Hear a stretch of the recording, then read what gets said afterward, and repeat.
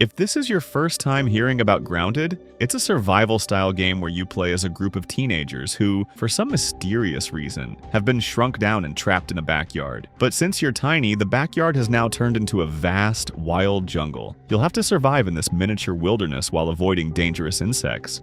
As we know, the story of Grounded begins in 1990 in the town of Brook Hollow, where a group of kids, Pete, Max, Willow, and Hoops, are reported missing by local news.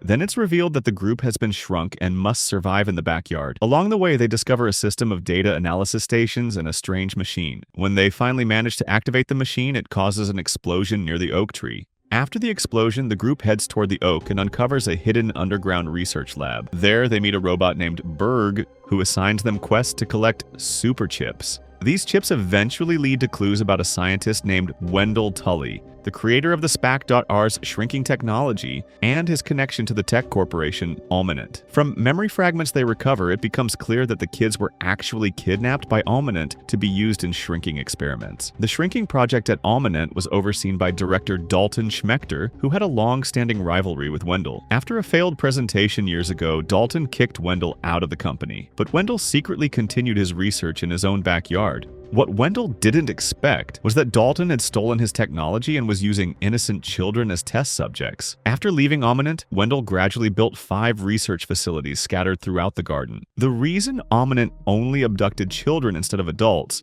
is that Wendell's shrinking technology was still incomplete. It had a dangerous side effect called raisin, which caused subjects to age rapidly. Since children had stronger chances of surviving the process and gave researchers more time to develop antibodies against the side effects, they became the primary test subjects. News reports in the game also hint at multiple past child abductions, suggesting Almanent had been running experiments for a long time. We also learned that the reason the group ended up in Wendell's backyard was thanks to a female scientist at Almanent. Feeling guilty about the company's inhumane actions, she smuggled the kids inside a small suitcase and buried it in the backyard, hoping Wendell would help them return to normal size. Later in the game, we do encounter Dr. Wendell, but not in the way we expect. Due to severe exposure to the side effects, he created an artificial hybrid body, part human and part ant, to transfer his mind into. Unfortunately, the ant instincts in the new body rejected Wendell's consciousness. This failed experiment became the monstrous boss, Amant, which the kids eventually face. At Almanent's secret facility, Dalton reveals that he has been spying on Wendell for a long time, and that the company has already found a way to eliminate the shrinking side effects. During a conversation with Wendell, Dalton mentions that he has never encountered a subject naturally immune to raisin. But analyzing the kids' biology, Wendell discovers that their bodies actually carry antibodies strong enough to perfect the SPAC-ATR technology. This reveals that the 4 teenagers aren't just ordinary kids, their unique immunity is the key to finalizing the shrinking process. In Grounded 1 has 2 endings, depending on your actions. If you only defeat the Mant and finish the story, you'll get the bad ending. After returning to normal size, the kids try to sue Almanent, but fail due to lack of evidence, and they're even accused of faking their disappearance. Dalton then takes full credit for SPAC-Or's success, gaining fame and recognition, while Wendell returns to his family, struggling with the remaining side effects of shrinking. However, if you discover Almanent's secret lab and defeat the giant robot controlled by Dalton, you'll obtain a data disk containing all of Almanent's research. With this evidence, Wendell's condition can be cured, leading to the good ending. In this choice, the kids win the lawsuit, Dalton is arrested for kidnapping and experimenting on children, and Wendell's invention is finally recognized worldwide. He sets up a scholarship fund in honor of the kids and, after everything that happened, decides to leave his work behind to spend more time with his family. As for the mutated creatures in the game, they mostly appear near toxic zones. Originally, Wendell built a lab there to develop a cure for raisin using a special type of green fungus. Unlucky, this fungus infected nearby wildlife, turning them into aggressive mutants. Wendell had to quarantine the facility and used an insecticide spray to contain the outbreak, which stopped the fungus from spreading, but couldn't kill the infected creatures. Scattered around the backyard, players can also find various mysterious corpses. These are actually Almanent agents sent by Dalton to spy on Wendell, many of whom didn't survive. Other details include a golden wedding ring found at the bottom of the koi pond, which Wendell's wife threw away before leaving him with their children due to his obsession with work. In the Berry Lab, players can also spot a broken plastic toy once belonging to Wendell's kids. Ironically, this toy ended up damaging part of the facility, allowing spiders to invade, and that's the full storyline of Grounded 1. And now, let's move on to Grounded 2, the game that's been taking over the virtual world lately.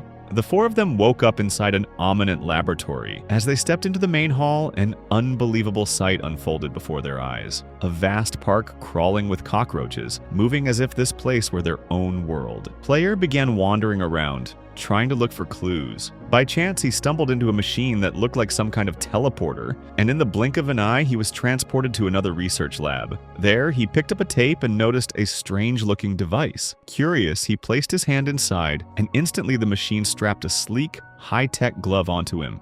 The hallway beyond led them deeper into what seemed to be an underground facility, right in the middle of a gigantic ant colony. Small ants scurried along the walls, while larger worker ants stood still, watching silently. Through another door, they entered a room that looked like a miniature garden, quiet, overgrown with weeds and scattered stones. Player carefully gathered bits of stone, blades of grass, and anything else useful, then fed them into the research machine. In the next room, he found a button right at the center. He pressed it, and a door slid open, revealing a swarm of dead bugs waiting for them. With no choice, the four braced themselves. The battle began. When the fight was over, he followed a passage leading upward. Suddenly, a signal came through. It was a call from Burgle. His voice trembled with worry. Something had gone wrong, and he needed them to fix it in order to keep functioning. And then they stepped out of the suffocating research facility. Before them stretched a vast, breathtaking world, brimming with life. The backyard, though tiny by human standards, felt overwhelmingly huge to them, like seeing the world anew for the very first time. Not long after, they stumbled upon another lab. Inside, he discovered some strange new materials and quickly fed them into the analyzer. While he was busy, he suddenly heard another signal coming through, but the door leading to it was locked. With no other choice, the group had to find another way in. After fumbling around, they finally found a broken glass panel and slipped through.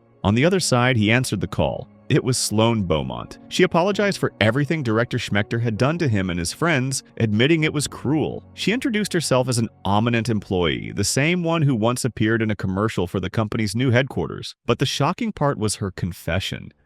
She had only joined Ominent after the deaths of the previous missing teens, as part of the corporation's so-called reform effort. When asked about Burgle's missing head, she seemed surprised. She didn't know anything about it and even assumed he had vanished along with Dr. Wendell Tully. The coincidence made her suspect there could be a connection between Player and Tully, but the real reason for her call was a plea for help. Ominent was under attack by an organized swarm of insects, clearly being controlled by someone. Amid the chaos, one of their researchers had gone missing, and Burgell's head might have been captured. When he confirmed that he had seen the person holding it, Sloane immediately warned him. She was extremely dangerous. She asked him to help rescue the missing researcher, promising in return to aid in recovering Burgle's head and unlock a nearby station so he could upgrade his gear. Once the upgrades were complete, they set out again, ready for whatever came next. On the way, they paused by a quiet rock ledge where the sunlight was warm and the breeze gentle. There, they built a shelter, not just to survive another day, but to have a place they could always return to.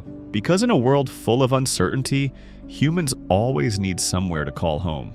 And so, the opening chapter of Grounded 2 comes to a pause. They've only just stepped into this new world and countless secrets still await. Thank you for walking with them through these first steps in a backyard that feels as dangerous as it is endless. If you enjoyed this video, don't forget to like, subscribe, and comment. Sometimes even a single word is enough to make the journey feel warmer. See you all in the next adventure.